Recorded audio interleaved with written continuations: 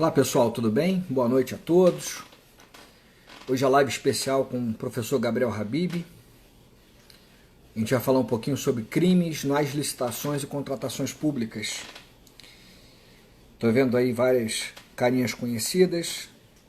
Bem-vindos a todos e a todas. E aguardando aqui o professor Gabriel Habib. Assim que ele entrar, a gente começa a nossa live.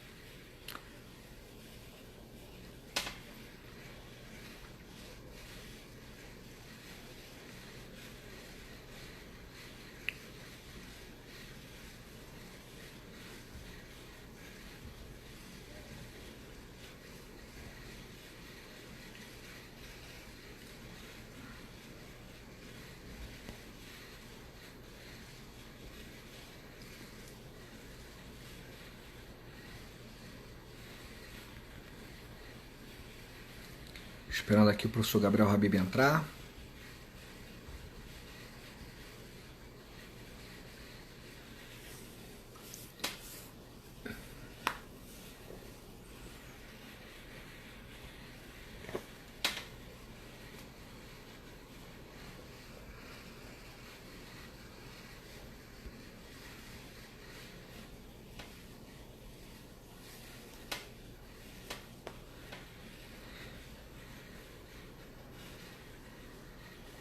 O tema da live é crimes nas licitações e contratações públicas, tá? Os crimes na lei de licitações e contratos.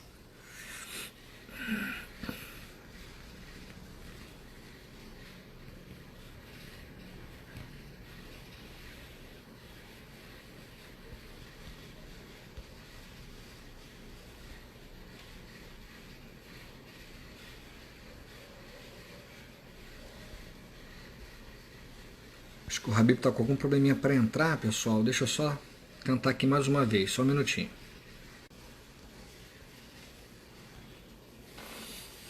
Já mandei mensagem para o Habib, vamos ver se ele entra agora. Habib na área. Agora vai.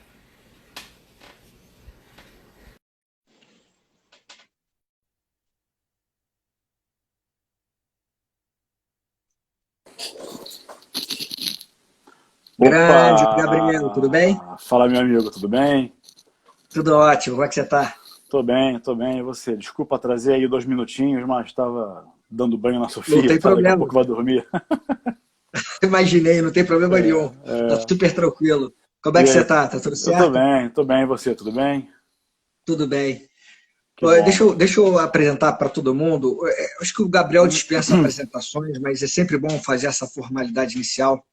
O Gabriel Habib é um dos maiores professores hoje de Direito Penal do Brasil. Eu tenho a honra de estar ao seu lado em vários cursos, né, onde nós lecionamos, especialmente em preparações para concursos públicos. Nós fomos sócios de um grande curso nacional durante muitos anos, e aí aquela sociedade aproximou ainda mais a nossa relação. Então, é uma pessoa que eu admiro muito no campo profissional, uma pessoa super ética, competente, professor de mão cheia, né? Nasceu para isso. Ex-defensor público da União. Eu também fui da carreira da Defensoria da União, mas saí logo no início para assumir a Procuradoria. E o Gabriel foi defensor público da União durante anos e anos e tomou a decisão de deixar a Defensoria e hoje ele está na advocacia privada enfim, para aqueles que trabalham com a advocacia na privada, com a advocacia no campo penal, todos sabem que o Gabriel Habib é um nome de peso e hoje é um grande advogado, uma referência também no tocante à atuação nessa advocacia privada. Eu parabenizo, então, o Gabriel pela sua coragem, pelas suas decisões. Eu sempre acompanho de perto as suas decisões profissionais. Admiro muito e como eu sempre disse para ele, vou dizer mais uma vez agora ao vivo aqui, estou sempre ao seu lado, amigo. E obrigado por aceitar o convite. Valeu, meu amigo, muito obrigado pelo convite. Para mim é um prazer estar aqui no seu perfil. Vou abrir o pessoal tem que saber, né? Essa live era para acontecer lá atrás, em maio. Aí eu peguei a tal da Covid, fiquei em isolamento, acabou que depois até fiz uma cirurgia de urgência de apendicite durante o isolamento. Então eu falei, cara, irmão, não vai dar para fazer, vamos prorrogar. E aí achamos o dia de hoje. Então, finalmente o dia da live chegou. Obrigado pelas palavras. Você é uma pessoa também que eu acho sensacional, fantástica. Tenho um carinho e admiração muito grande por você. Como você falou, nós temos uma história juntos. Né? Olha o Carlinhos aí também. Carlinhos, um beijo. Um beijo, Carlinhos. E obrigado aí pelo carinho. Você também é um profissional de altíssimo nível. E nós já temos algumas parcerias na advocacia privada. E o tema de hoje, ele não vem à toa, né? Ele surge de um momento atual, sobretudo em tempos de pandemia, não é isso, Rafa? Porque em pandemia a gente sabe que alguns agentes públicos, políticos sobretudo, não dotados de caráter, de honestidade, aproveitam para fazer licitações com dispensas ilegais, enfim. A gente vai debater essa questão toda e para quem acha que direito penal e administrativo não tem nada a ver, vocês verão que tem tudo a ver, né? E é isso, meu amigo. Obrigado mais uma vez e vamos em frente. É isso aí. E é bom esse gancho do Gabriel, porque eu tenho falado isso já há algum tempo, como direito administrativo, direito penal se relacionam. Né? Improbidade administrativa, por exemplo, eu escrevo muito sobre improbidade. É quase impossível você imaginar um ato de improbidade que não gere algum tipo de reflexo no campo penal, ou pelo menos alguma discussão no campo penal, ainda que não venha a ser o agente responsabilizado criminalmente, mas certamente a conduta ímproba lá, ela tem tudo para resvalar também numa responsabilização penal. E, aliás, é importante esse gancho, porque quando a gente olha para os crimes das licitações e contratações, lá nos artigos 89 e seguintes da Lei 8666 de 93, várias condutas ali descritas, né, nos tipos penais, elas são muito similares a algumas condutas que são descritas na lei de improbidade administrativa. Ainda que a lei de improbidade não tenha caráter penal, os fatos narrados ali no tipo são muito semelhantes. Então, essa correlação necessária, e por isso é muito importante no dia a dia daqueles que precisam se defender em ações de improbidade, em ações penais, em processos disciplinares, né, que esses agentes públicos tenham no seu corpo técnico de defesa advogados que conheçam não só o direito administrativo, mas também o direito penal, porque não adianta, né, os dois campos do direito vão ali ser fundamentais para a defesa ampla desse cliente. É isso aí. Claro. E eu tenho a honra de fazer a parceria com o Gabriel, inclusive também na advocacia, então a gente está acostumado a ver essa necessidade no dia a dia. Então, acho que é isso que o Gabriel falou. Essa relação entre o direito administrativo e o direito penal, ela não é para ser para causar estranheza, né? É o contrário, é uma relação cada vez mais natural quando a gente pensa num direito público sancionador, lato sensu, que engloba o direito penal, especialmente, mas engloba também improbidade administrativa, engloba processos disciplinares, né, e outros campos aí punitivos extrapenais. Então, é isso. Acho que esse diálogo, essa dobradinha é boa, e eu tenho a honra, então, de ter um amigo e, mais do que tudo, uma pessoa que é especialista, né, e que vai me complementar muito aqui, porque ele vai falar de direito penal, que não é a minha área, e eu posso trazer algumas noções assim, de direito administrativo para o Gabriel trazer a sua visão no campo penal. Claro. Então, Gabriel, o que você acha? Vamos começar falando então da contratação sem licitação, porque acho que você sempre pontuou isso para mim, né, que um dos principais crimes que a gente encontra na prática é aquele do artigo 89 da Lei 8666 de 93, é crime fazer contratação sem licitação por dispensa ou inexigibilidade fora das hipóteses legalmente admitidas. Então, acho que para o Gabriel falar um pouquinho disso, eu queria só iniciar, Gabriel, aqui com algumas notas bem básicas em relação à contratação direta no campo do direito administrativo. Aí eu passo a bola para o Gabriel deitar e rolar para falar da área penal. Uma pergunta, né? Sempre tem que ter licitação? Acho que a pergunta inaugura a sua fala, né? Será que sempre tem que ter em qualquer hipótese? Exato.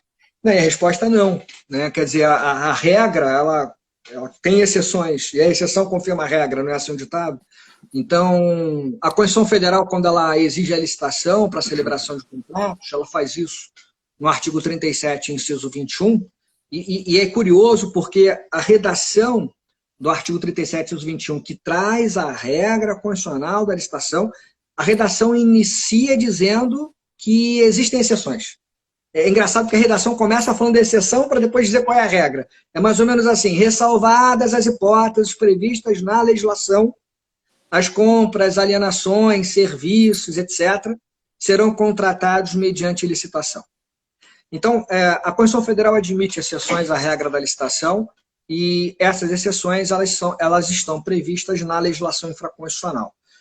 E na Lei 8.666, onde nós temos lá na parte final, nos artigos 89 e seguintes, crimes, tipos penais, e muitos esquecem disso, tá, hein, Gabriel? Porque muita gente que vai estudar direito administrativo e vai olhar para a lei de licitações, olha a lei de licitações, estuda e chega lá no artigo 89 e fala: ih, agora é matéria penal, criminal, não vou ler. Tem que ler. Exatamente, tem que ler.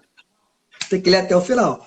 Por isso que você tem que estudar direito penal, direito administrativo, não dá para ficar só numa seara, tem que ter uma noção básica, pelo menos, das matérias de um modo geral. Então, na lei de licitações, nós temos 3 dispositivos que permitem a contratação direta, os artigos 17, 24 e 25. O artigo 17 basicamente trata da licitação dispensada, são hipóteses de alienação de bens da administração pública. Então, quando a administração vai alienar um bem, móvel ou imóvel, para um terceiro, a administração tem que fazer licitação, essa é a regra, além de cumprir outras exigências formais. E o artigo 17 permite a alienação direta, sem licitação, em hipóteses taxativas. Então, o artigo 17, incisos 1 e 2, vai trazer uma série de alíneas, hipóteses taxativas, nas quais a licitação estaria dispensada e o administrador público poderia alienar o bem sem licitação. Sem licitação, mas observando as outras formalidades ali colocadas. Então, é o que a gente chama de licitação dispensada. Mas o grosso mesmo, o tratamento concentrado da contratação direta, vem nos artigos 24 e 25. No artigo 24, licitação dispensável. No artigo 25, licitação inexigível ou inexigibilidade. No artigo 24, nós temos mais de 30 incisos, mais de 30 hipóteses, também taxativas, nas quais o legislador... Hora, né? Exatamente. É bom dizer isso, Gabriel. Exato. É bom dizer que tem um pouco mais de 30 hipóteses e hoje a gente está falando aqui, a gente está falando em junho de 2020, porque a cada dia tudo pode mudar, né? Toda hora tem uma alteração e uma novidade, um novo inciso no artigo 24. Exatamente. E até fica a dúvida, a dispensa é regra ou é exceção na prática? É tanta hipótese de dispensa, né? Exato. Mas, enfim, são hipóteses ali taxativas e o legislador autoriza o gestor público a dispensar a licitação no caso concreto. Veja que o artigo 24 ele não obriga a dispensa de licitação.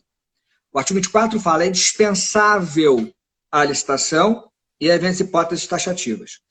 É dispensável a critério do gestor público. O gestor público, no caso concreto, vai avaliar se aquela hipótese se amolda ao artigo 24. E, em caso positivo, isso não obriga a fazer a contratação sem licitação. A gente não pode esquecer que a regra é a licitação. Então, o que o artigo 24 faz é autorizar a dispensa de licitação e para que o gestor público dispense a licitação, o primeiro passo básico é esse. A hipótese concreta tem que se encaixar numa das hipóteses do artigo 24. E mais do que isso, a gente tem o artigo 26, que pede motivação justificativa, que pede pesquisa de mercado para justificar preço na contratação. Tem lá algumas exigências formais que devem ser observadas.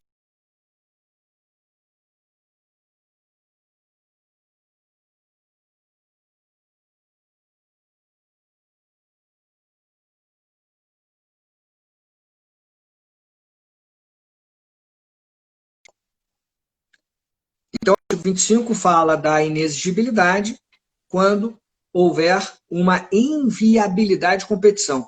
O quadro é bem diverso, porque no artigo 25, a premissa, o fato gerador para a inexigibilidade é a ausência de competição. Isso é importantíssimo, porque Ainda que não houvesse o artigo 25, ainda que não houvesse uma lei de licitações definindo situações de contratação direta, a gente não pode esquecer que a Constituição Federal, quando exige licitação, ela faz isso a partir de uma premissa.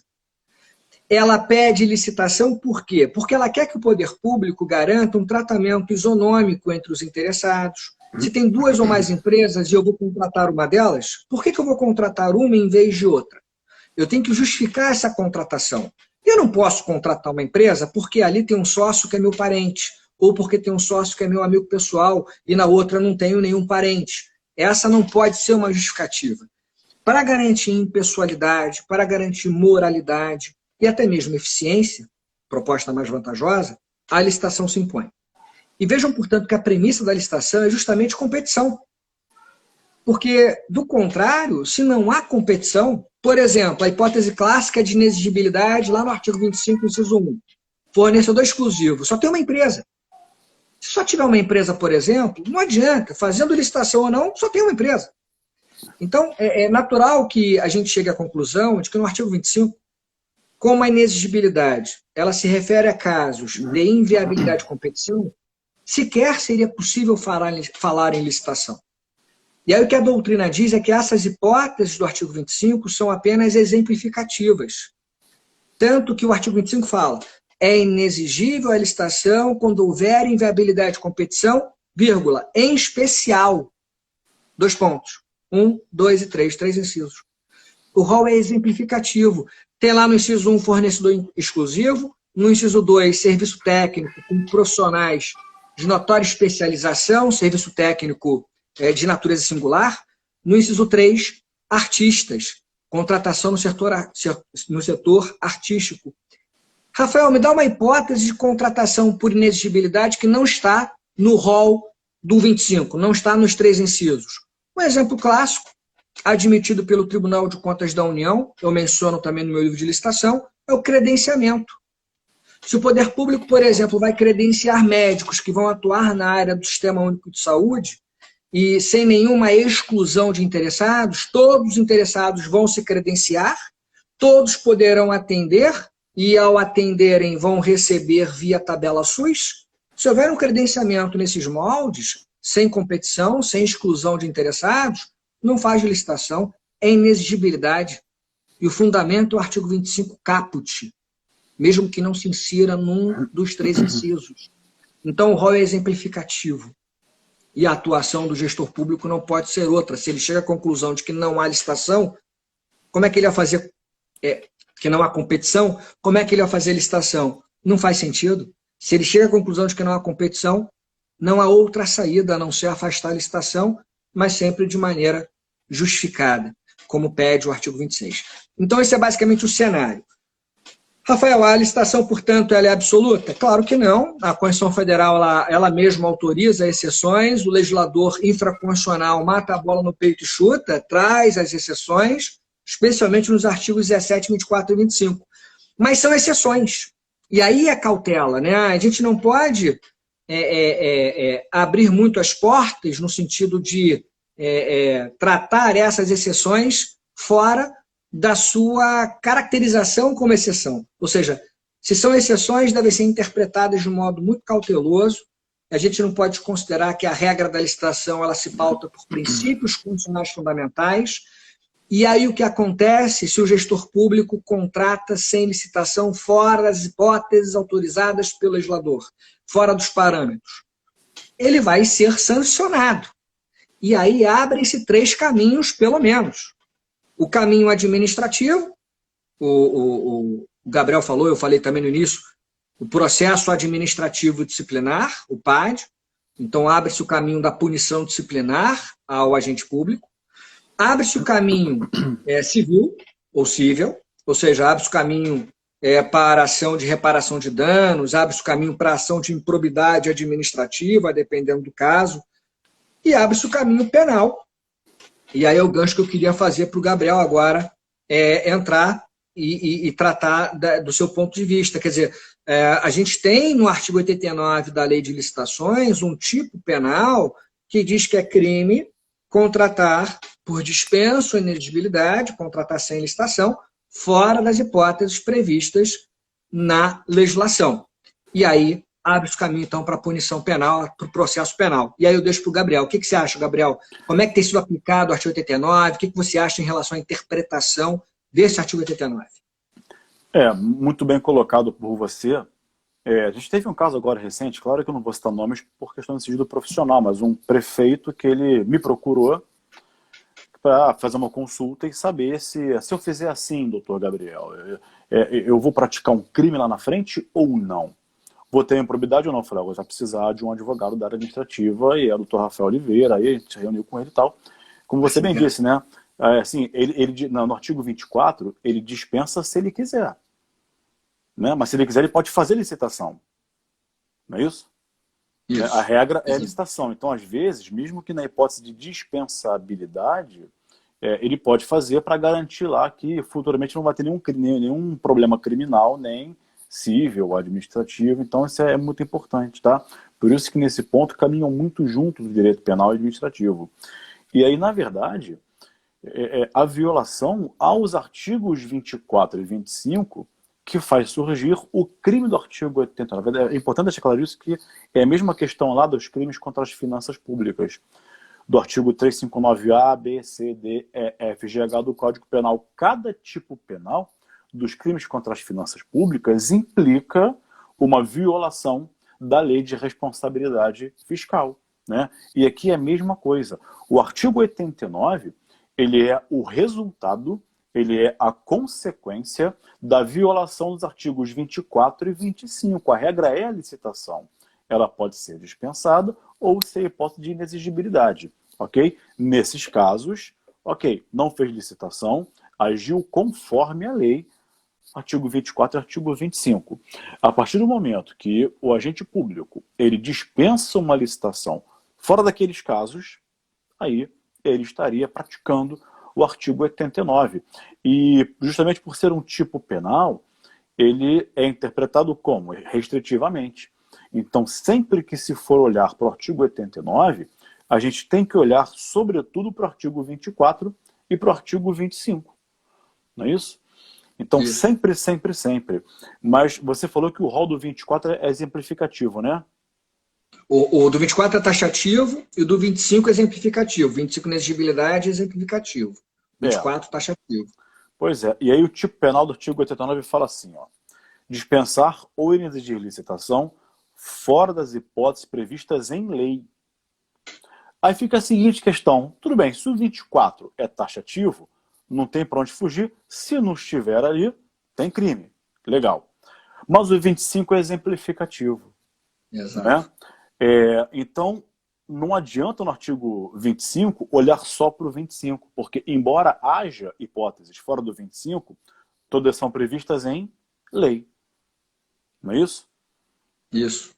Até por conta do princípio da legalidade. Né? E só pode deixar de fazer a licitação por inexigibilidade por uma hipótese prevista em lei, dentro ou fora do artigo 25.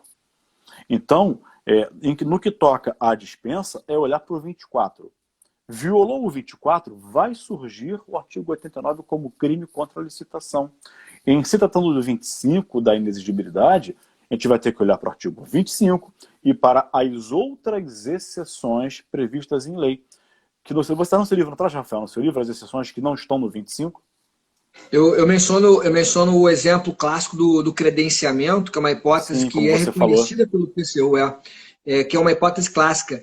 E veja, né, aproveitando esse gancho, o próprio 25, quando você olha, por exemplo, para o inciso 1, tudo bem, fornecedor exclusivo.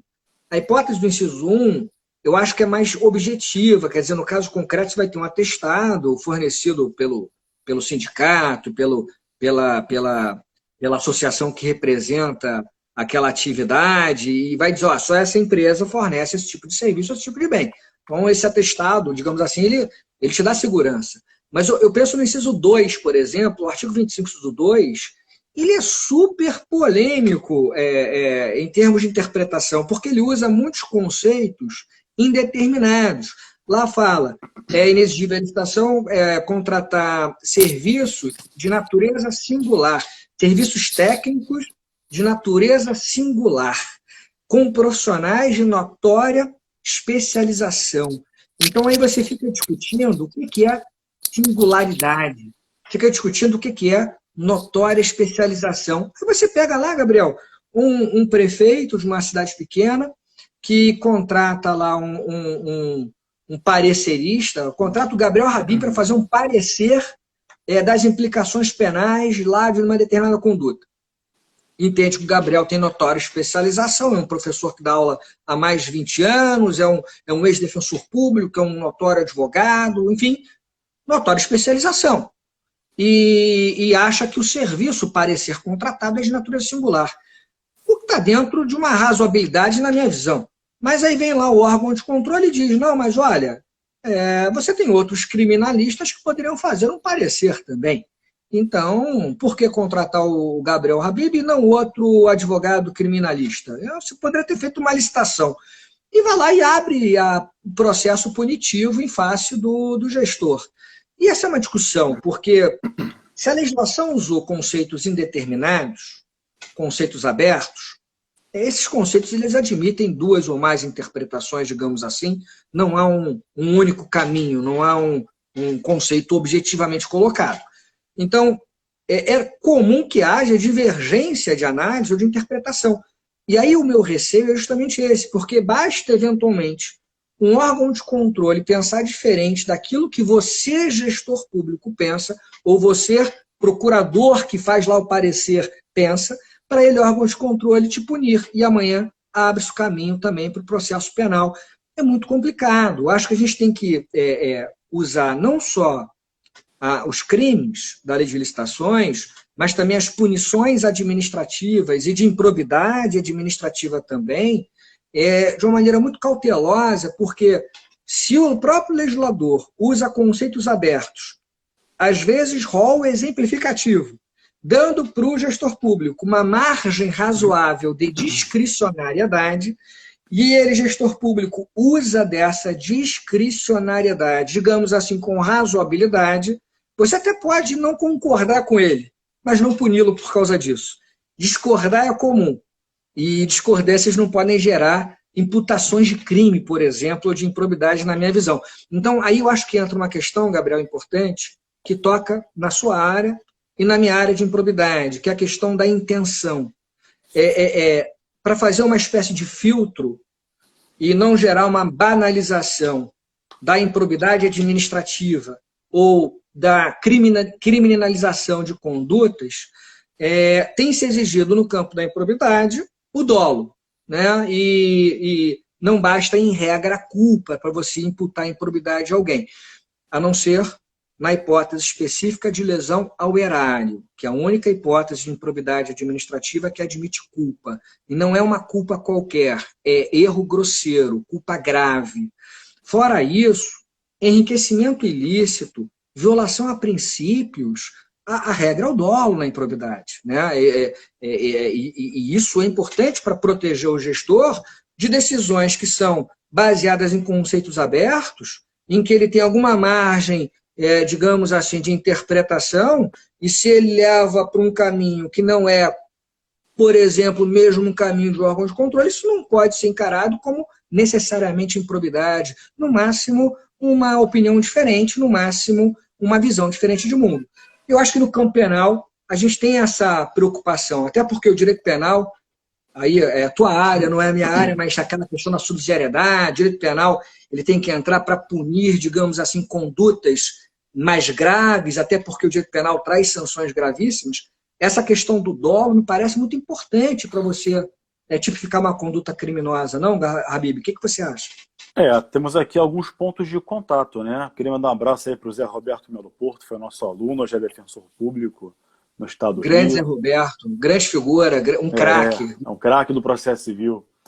E temos alguns pontos de contato. Primeiro, é o princípio da legalidade, que para nós do direito penal tem como função maior trazer o quê? Segurança jurídica, como para vocês também, né? Exato. Segurança jurídica daquele poder daquele ente estatal contratar, observando a par condicio, observando a igualdade de condições, né? E a Alessandra, beijo também, beijo para as crianças. É. E no direito penal também... Beijo para a Márcia e para a Sofia. A Sofia vai dormir já também. Eu dei banho, a Patrícia foi colocar para dormir.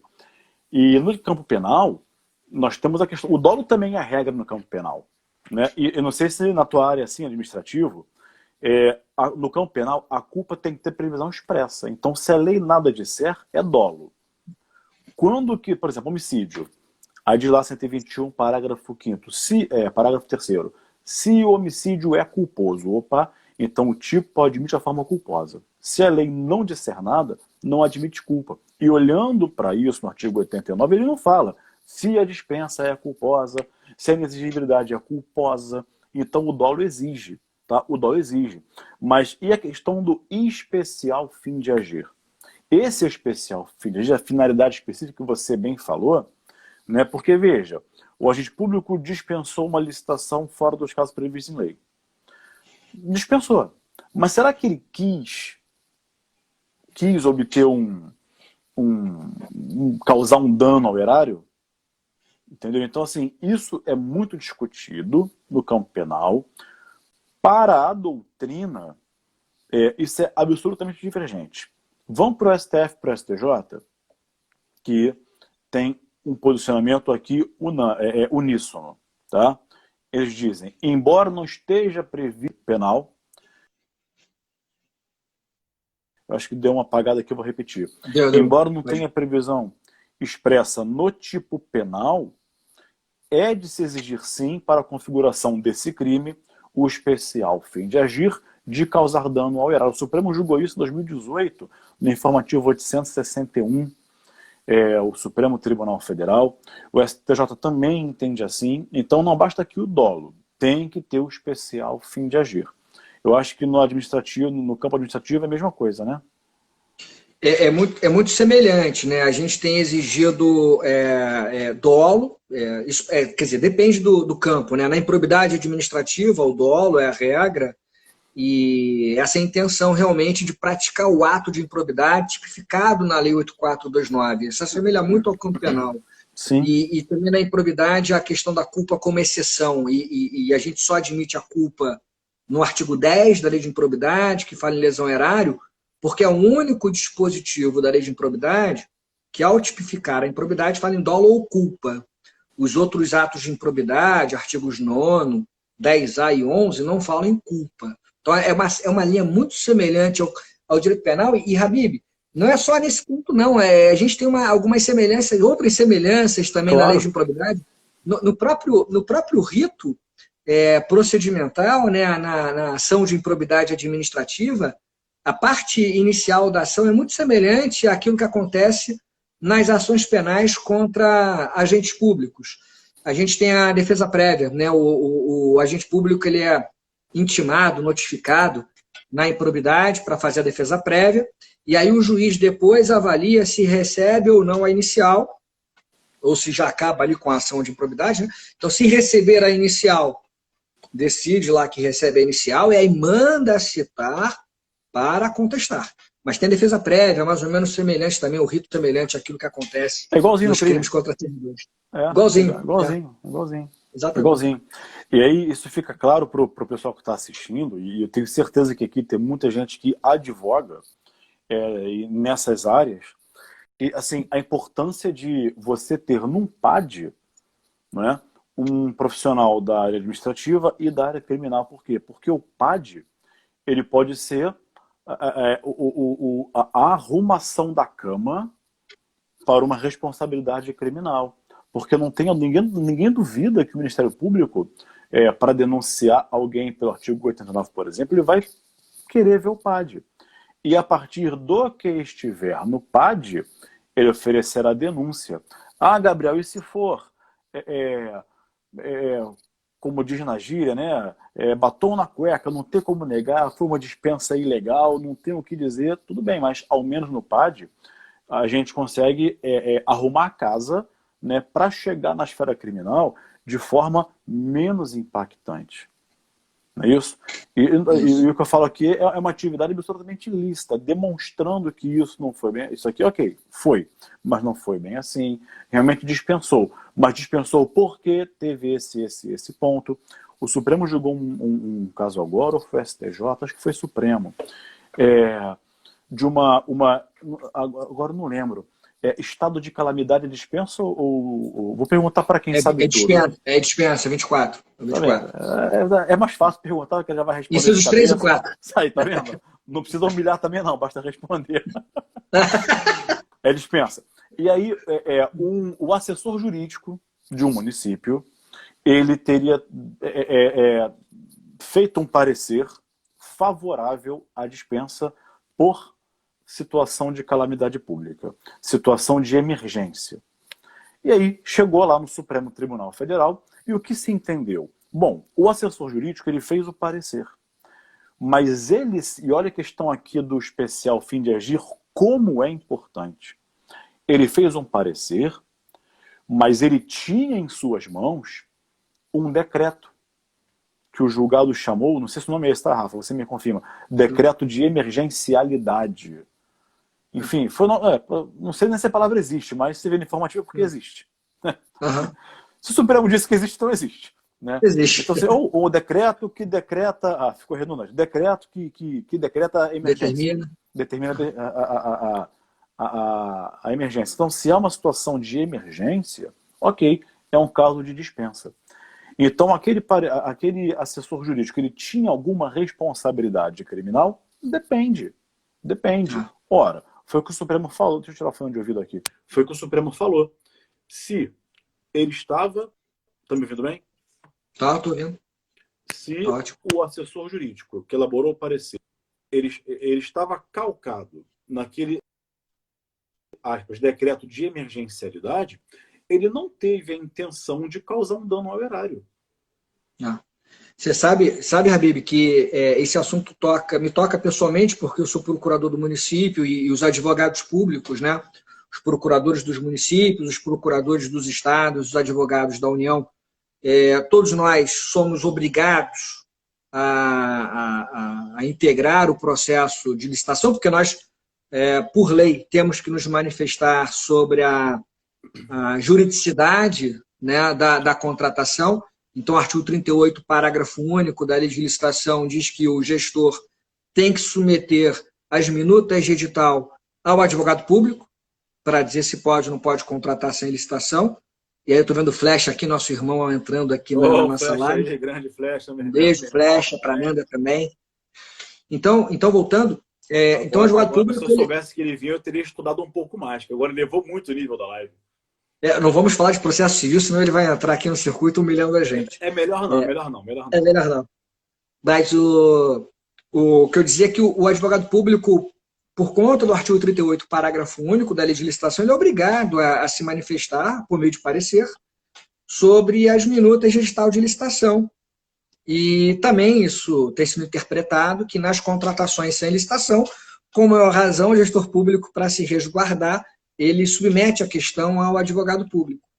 E o medo que o gestor público tem, esse medo foi passado também para o parecerista, porque o STF trouxe uma interpretação, isso num precedente bastante antigo, o Joaquim Barbosa, salvo engano, foi o ministro relator na época, dizendo que o parecerista poderia ser, em tese, pessoalmente responsabilizado pelo parecer emitido numa licitação ou numa contratação sem licitação.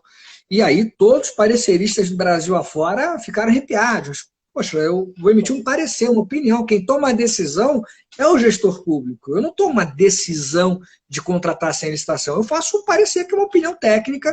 E se minha opinião técnica não for uma opinião absurda, digamos assim, contrariando expressamente os termos da lei, a jurisprudência uníssona do Supremo, ou pelo menos considerando isso, se não for uma coisa absurda, por que eu vou ser responsabilizado? E o próprio STF, como você acha que ressaltou bem agora, né, tem falado mais recentemente que não é uma caça às bruxas, né, que essa responsabilidade pessoal do parecerista tem que ser excepcional, e só pode ser excepcional. Tem que comprovar o conluio, tem que comprovar a intenção, o dolo, porque se cada um de nós ficar com medo de emitir um parecer, e a gente só emite parecer quando a bola é dividida. E quando a bola é dividida é porque existem, em tese, pelo menos duas interpretações sobre aquela situação, ou mais interpretações. E aí você, na hora, tem que dizer qual é a interpretação que você acha melhor para o caso concreto, o que é possível para o caso concreto, e o gestor público toma uma decisão e você é responsabilizado. Isso gera o apagão das canetas, aquilo que eu chamo de paralisia decisória, ineficiência administrativa, porque, como dizia o meu saudoso querido professor Marcos Juruena, dorme tranquilo quem indefere. Eu sou parecerista, vou dizer, não pode nada.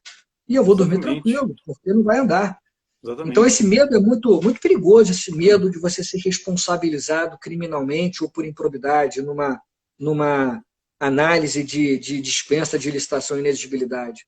A gente chegaria ao absurdo de dizer que seria uma criminalização da interpretação, que é inimaginável. Exatamente, os crimes de interpretação, crimes de hermenêutica, essa conduta não pode ser criminalizada sob pena de você inviabilizar o próprio dia a dia da administração pública. E justamente coroando essa questão, a lei de abuso de autoridade, do fim do ano passado, o artigo 1º fala a divergência de interpretação de dispositivos legais não configura os crimes previstos nesta lei. É dizer, o legislador está atento que o direito é uma ciência que não é exata e podem haver divergências. Então, é algo impensável. Né? Então, qual segurança jurídica teria um parecerista caramba, cada parecer é um susto. É uma preocupação. E essa preocupação excessiva, claro, todo mundo... quem não tem medo aqui da justiça criminal? Todo mundo tem medo. Né? É evidente, porque priva a tua liberdade, causa um dano enorme na sua vida, enfim.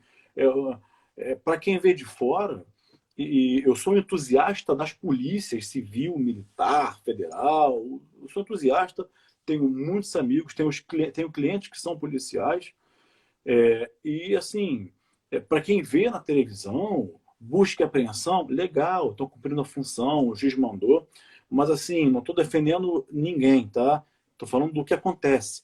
Para quem sofre a busca e apreensão, é traumático. Eu tenho clientes que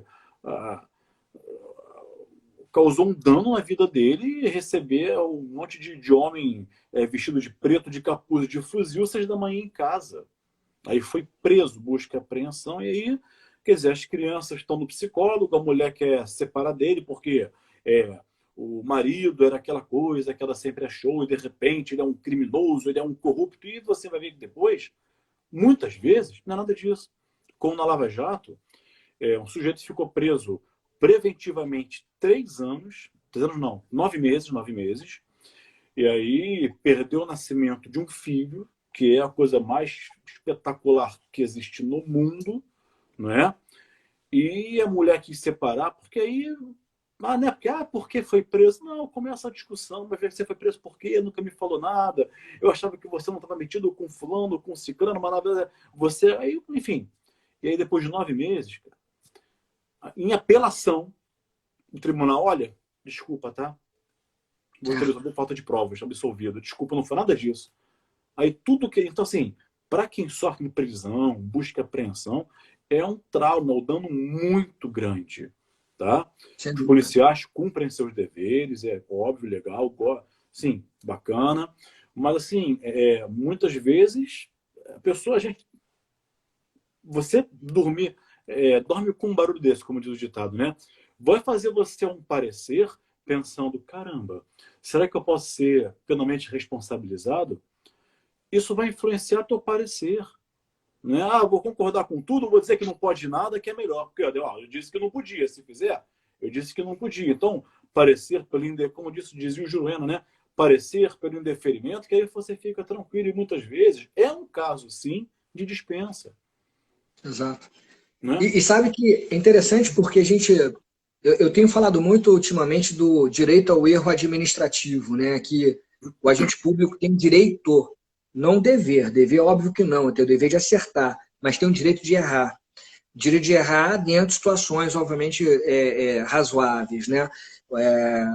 Separar o erro administrativo de um ato de improbidade. Separar o erro administrativo de um crime. E acho que essa distinção ela tem ganhado muita força ultimamente. A lei de introdução às normas de direito brasileiro, a LINDB, que foi alterada em 2018, no campo civil, no campo administrativo, para dizer que o agente público só responde por dolo ou erro grosseiro, artigo 28 da LINDB. Agora, recentemente, na época da Covid-19, a gente está vivendo essa pandemia, a MP 966, 2020, foi julgada pela STF, também só responsabiliza por dolo ou erro grosseiro, na linha semelhante, e acho isso importante, porque o que eu costumava dizer é o seguinte: eu, advogado público, que tem que fazer um parecer, eu não tenho direito de errar. Eu tenho que trazer opinião numa questão controversa que vai amanhã, a minha opinião é a opinião que vai predominar. Porque se alguém pensar diferente amanhã, eu sou responsabilizado. Quer dizer, eu não tenho direito de dar uma opinião dentro de um contexto. Eu não sou técnico na área para dizer, mas para mim você nunca vai errar. Para mim, você fala certo. Amizade é fogo, amizade cega a gente, né? Enfim, mas, assim, Habib, olhando pelo outro lado, né? Assim, imagina se o Ministério Público tem esse medo. Imagina se o promotor de justiça tem medo de entrar com uma ação de improbidade, porque se a ação for julgada improcedente, ele, membro do parquê, vai ser responsabilizado com seu patrimônio. O membro do MP tem medo amanhã de fazer um parecer como custos legis, porque vai que ele faz um parecer e o parecer não é acolhido na sentença, ou é acolhido na sentença, a sentença é reformada. O membro do Ministério Público vai responder com o seu patrimônio? Ou o juiz, que emite uma sentença, a sentença é reformada, o juiz responde com o seu patrimônio? Claro que não. E o parecerista, o advogado público? E aí essa questão do artigo 89 da Lei de Licitações e Contratos ganha relevância, porque não só o gestor público, mas também o próprio advogado público, na hora de emitir o parecer, ele fica com o apagão das canetas, ou seja, fica com medo de trazer uma interpretação fora da caixa e medo de trazer uma interpretação não literal, quando é praticamente impossível fazer uma interpretação literal, porque a própria lei traz conceitos jurídicos indeterminados, ela te força a fazer um processo de interpretação teleológico, sistemático, que muitas vezes não é uma interpretação óbvia ou a única possível e razoável interpretação. Porque se a gente pensar que a gente é o dono da melhor interpretação e não existem interpretações diferentes razoáveis, a gente chega num momento de arrogância, digamos assim, e de ineficiência que no mínimo, são preocupantes. Então, acho muito importante. E isso que você falou, Habib, é importante também, da contratação emergencial. Na Covid, nós tivemos a Lei 13.979, de 2020, a Lei 13.979, né, de 2020, que veio para, dentre outras coisas, tratar de uma hipótese específica de contratação emergencial.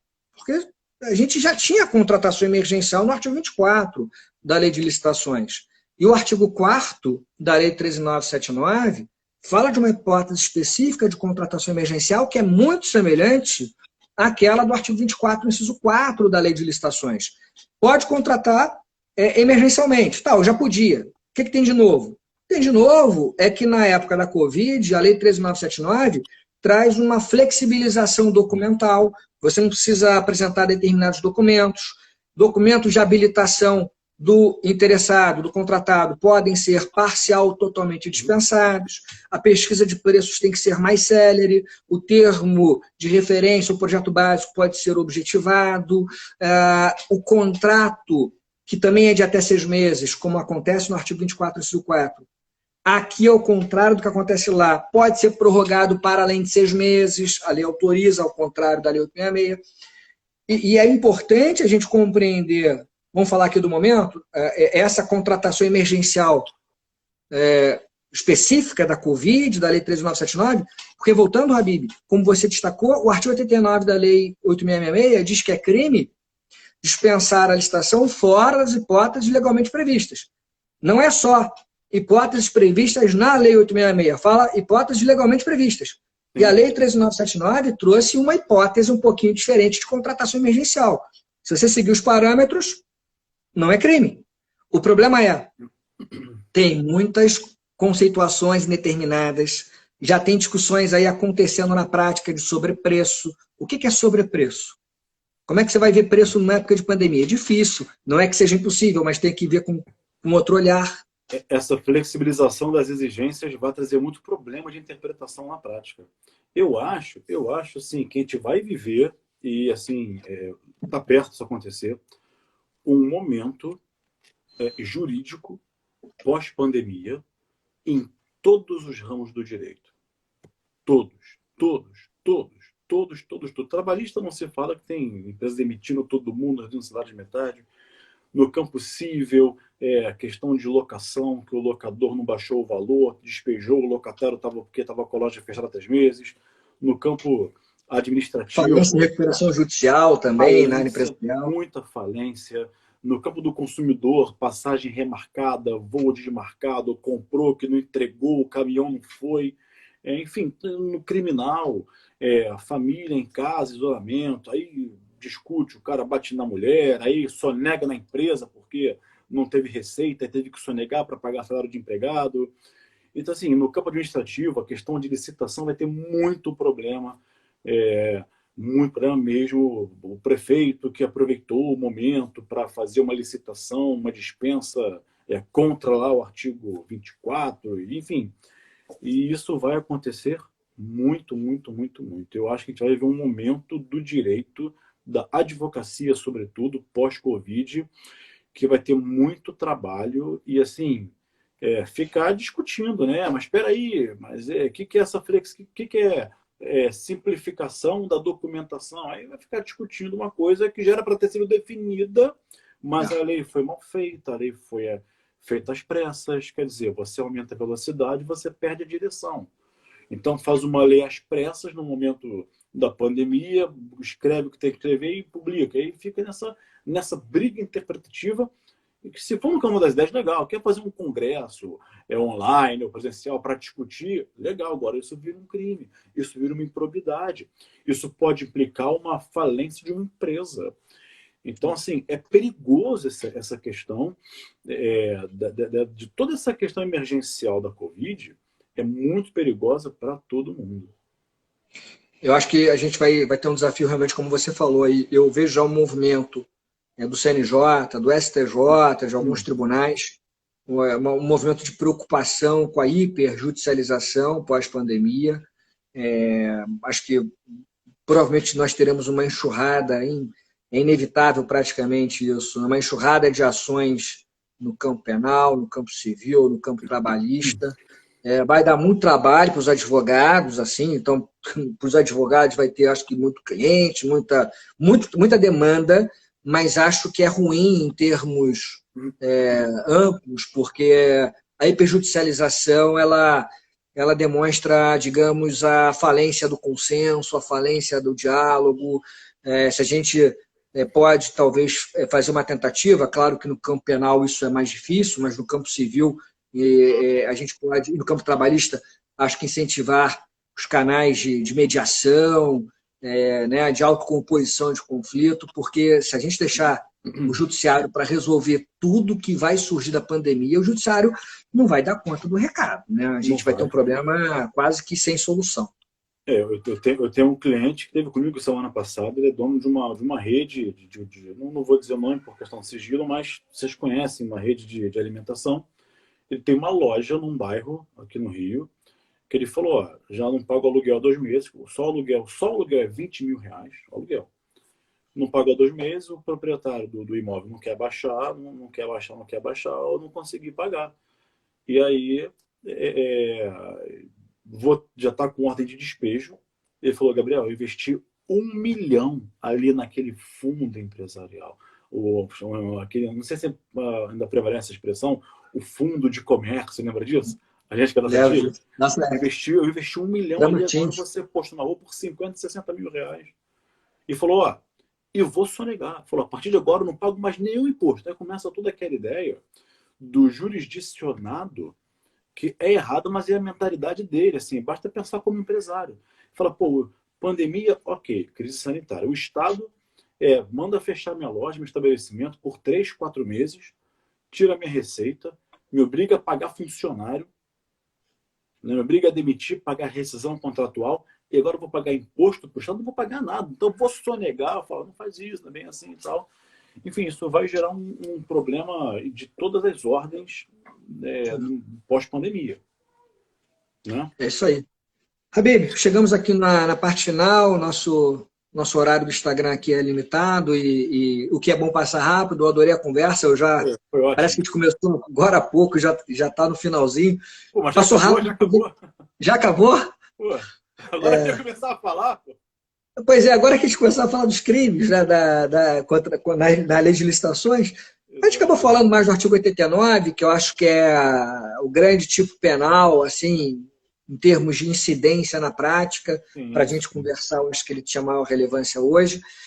Eu espero fazer outras lives com você, Rabi, porque é sempre um aprendizado para mim, é sempre bom trazer a sua experiência, não só doutrinária, mas também prática. Agora, então, como advogado, você está cheio de causos, né, para contar, como fala lá o nosso amigo mais antigo.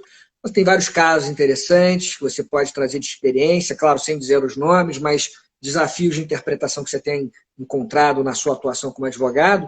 E talvez, quem sabe, aí mais para frente, uma live para falar dos desafios da advocacia pós-pandemia, e você trazendo a experiência no campo penal, e cada um traga um civilista, também alguém da área do consumidor. Hoje eu fui na cidade da polícia conversar, despachar com o delegado, e eu voltei no carro dirigindo pensando nisso, uma espécie de congresso online, os desafios do direito pós-pandemia. Aí a gente se reúne, a gente se reúne, todo mundo se organiza, cada um na sua área, a gente faz um evento bacana, vai ser legal. Poxa, obrigado aí pelo convite, obrigado pelas palavras carinhosas do início. Vamos fazer outras lives sim. Agora eu vou te convidar para uma live comigo no meu perfil em breve. E a gente tem muito a conversar, temos muitas parcerias já firmadas e a gente consegue ver que realmente na prática estão interligados os dois ramos de direito. Né? E é isso, meu amigo. Obrigado pelo convite mais uma vez, pelo bate-papo. Hoje eu aprendi 10% a mais de direito com você e já estou aguardando ansioso a próxima. Olha, eu tô aqui, tô aqui já ansioso para participar de uma live no seu Instagram. Sigam o professor Gabriel Habib. O Gabriel Habib é um fenômeno no Instagram, tem milhares e milhares de seguidores. E para mim seria uma honra participar também de uma live com você lá. E eu aprendi com você, eu sempre aprendo. E vai ser uma honra sempre continuar aprendendo contigo. E a nossa parceria na advocacia também cada vez maior. O lado bom assim de ter você no campo da advocacia privada é poder conviver com você em casos interessantes. O lado ruim é que a Defensoria Pública perdeu um grande defensor, as pessoas mais necessitadas tinham em você um grande advogado público no sentido amplo da expressão, defensor público no sentido estrito da expressão, mas você continua com a sua competência agora no campo privado, e eu tenho esse prazer de conviver com você aí, compartilhando alguns clientes, alguns desafios, e a gente vai crescer muito. Obrigado, meu amigo, fica com Deus, você e sua família. Eu quero agradecer a todos que assistiram a nossa live. Vocês todos foram muito carinhosos, eu vi aqui as mensagens. Desculpem não poder responder cada uma delas. Quero agradecer a todos, fiquem em casa, fiquem com Deus, saúde e até a próxima. Um beijo grande. Valeu, meu amigo. Tchau, tchau. Beijão. Tchau, tchau. Beijo. Tchau.